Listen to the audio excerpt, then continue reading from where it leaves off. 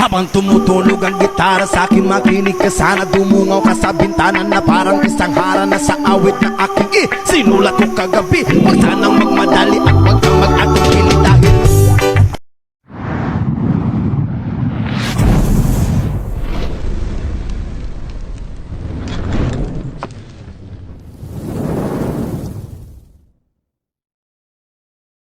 kahit na